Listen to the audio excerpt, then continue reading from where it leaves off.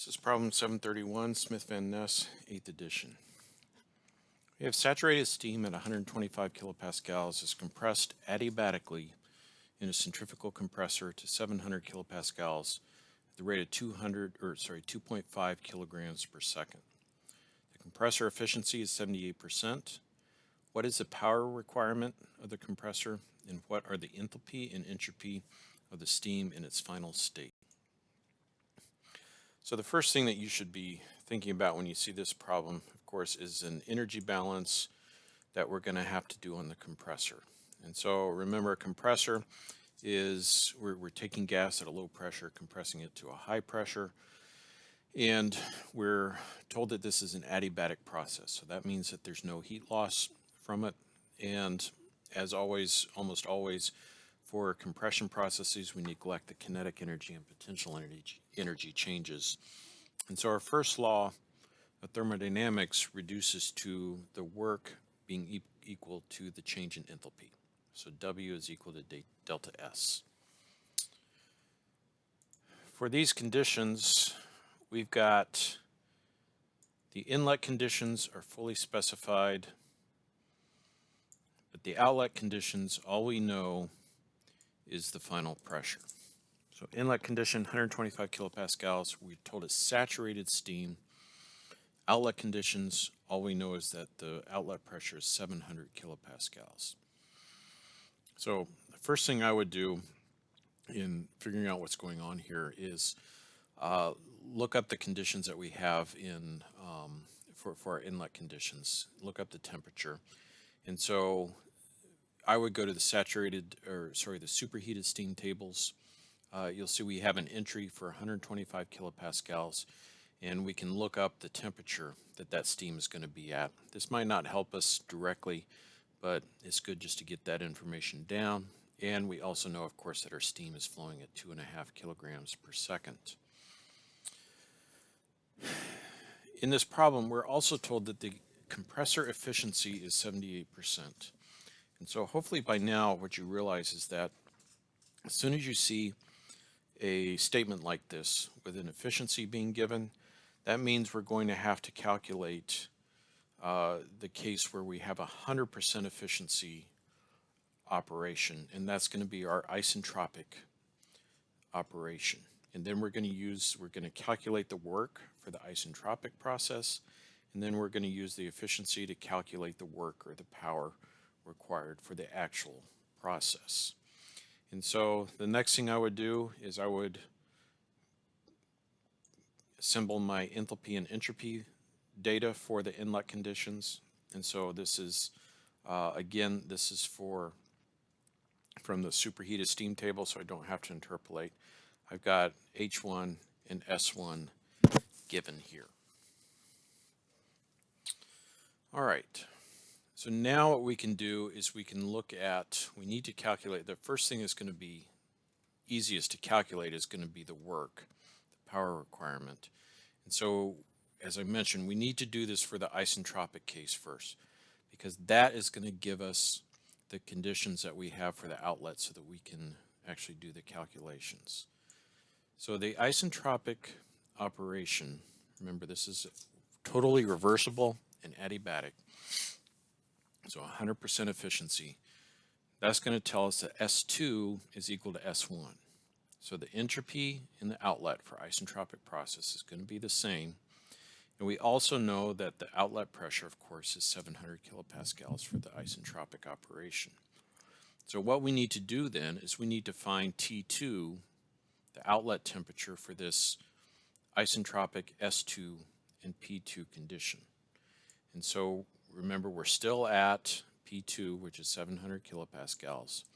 So if we go to our steam tables, you'll see on page 697, 700 kilopascals, our temperature, our Tsat temperature is 164.96 degrees C. And so what we need to do is we need to go in that row at 700 kilopascals, and we need to find where does the entropy of a vapor stream of a vapor equal to 7.285. And what you'll find is if you go all the way to the This is on page 697. If you go all the way to the right, you'll find that you'll see at 280 we have a value of 7.225. At 300 we have a value of 7.2997. So what that means is that our stream, isentropic stream, will be somewhere between 280 and 300 degrees C. So that means we're going to have to interpolate. And so for interpolation, we can get our, I had made a little template here. This is a little more of an explicit interpolation, and we can interpolate. Our independent variable is now the entropy. Our dependent variable is now the temperature, and we can interpolate and we get a temperature of 295.984 degrees C. So this is the temperature of the outlet stream of our compressor when it's operating isentropically. One of the other things I wanted to bring to your attention is that you can also do interpolation in MathCAD with a built-in MathCAD function. And there are several ways you can set this up. If you really like using MathCAD's indexing, you basically set up two vectors. Here's the function call. It's LINTERP, linterp, so linear interpolation. Vx is your vector of x values, so your independent variables. Vy is your vector of dependent variables, and then x is the midpoint in your x values. And so in this case, x is going to be your entropy values, y is going to be your temperature, and then you're going to interpolate for the temperature.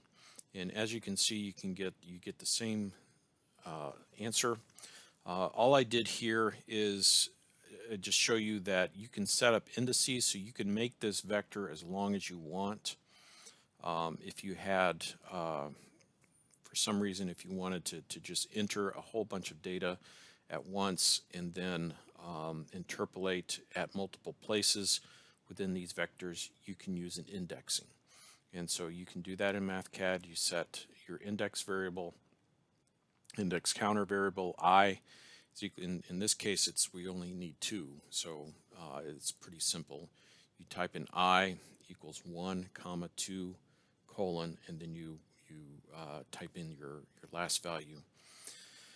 And it will let you populate those tables, the vectors or matrices that you create. And then, of course, you just call the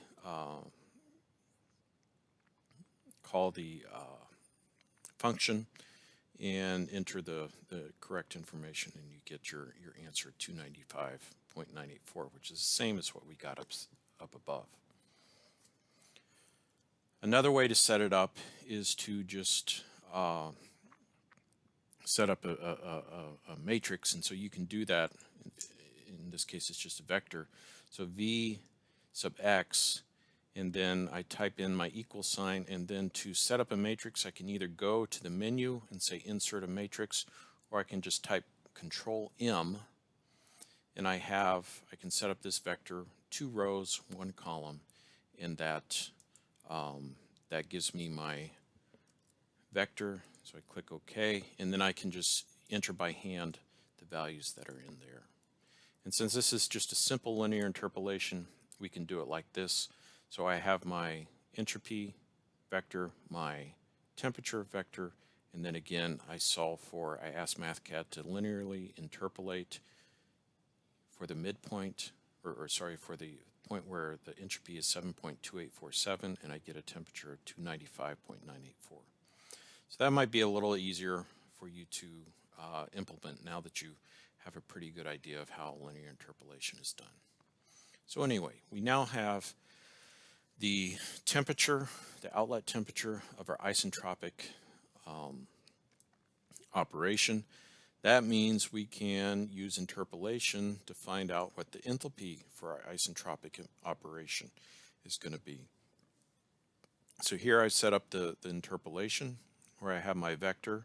Now temperature is my independent variable, enthalpy is my dependent variable, and I set my outlet enthalpy for the isentropic case equal to the linear interpolation result, and then because everything is unitless in here, I multiply it by my units kilojoules per kilogram, and I get an isentropic enthalpy of 3051 kilojoules per kilogram.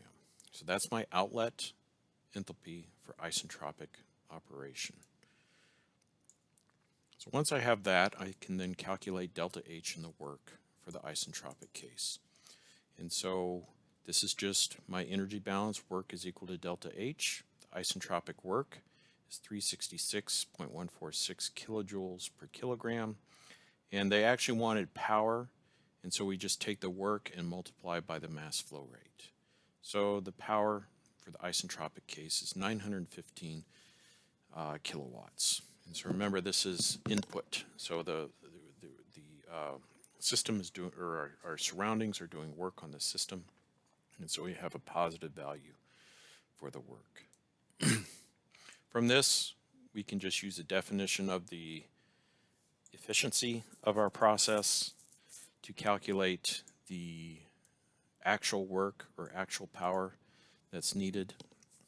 And so since work is being put into our system, we have to divide by our efficiency.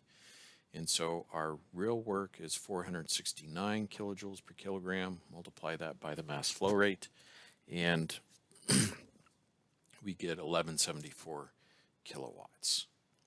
So that answers that part of the question. The last part of the question asks us to calculate the enthalpy and entropy of the actual outlet stream from our real compressor. So enthalpy and entropy of the steam in the final state from our real compressor. Hopefully by now you can see that for enthalpy this is pretty straightforward. We're just going to use the same energy balance, delta H is equal to the work, for the real process. We calculated the work for the real process up here. We know what H1 is from above, so now all we have to do is calculate H2 for the real process. We set that up, quick calculation gives us 3155 kilojoules per kilogram. What about for the outlet entropy? Well, the thing is we don't know what the outlet temperature for the real operation of this compressor is yet. All we used for calculating the outlet enthalpy, we just used the energy balance. We didn't worry about what the real temperature was. But if we're going to find out what the entropy is for the outlet, we need to know what the temperature is, because we know what P2 is for the real compressor, but we don't know what T2 is, and so we cannot figure out what our actual entropy is. So what we'll have to do is we're going to have to set up an interpolation using the information that we know. So we know P2 is 700 kilopascals. We don't know the temperature. We don't know anything else except we do know what H2 is. We do know what the enthalpy of that stream is. So what we can do then is we can go to our superheated steam tables, look at the row for 700 kilopascals, and we try and find a value that is equal to 3155 kilojoules per kilogram. And we do that, we go another page down, and we find out that between 325 and 350 degrees C, which is on page 69, we are bracketing this value of H2. And so we can set up our interpolation. This interpolation is using the enthalpy values. So here's our enthalpy at 325, enthalpy at 350. Here's our temperature. We're going to interpolate for our temperature and our temperature of our outlet stream. This is our real compressor outlet stream is 345.546 degrees C. And now we can set up an interpolation for the entropy at T2. And so now we're interpolating. Our independent variable is temperature. Our dependent variable is the entropy. So we interpolate and we get a value of 7.459 kilojoules per kilogram Kelvin. So that is a compressor problem using steam tables. Again, an efficiency was defined, and so what that means is that in order to solve the problem, we're going to have to use the isentropic case.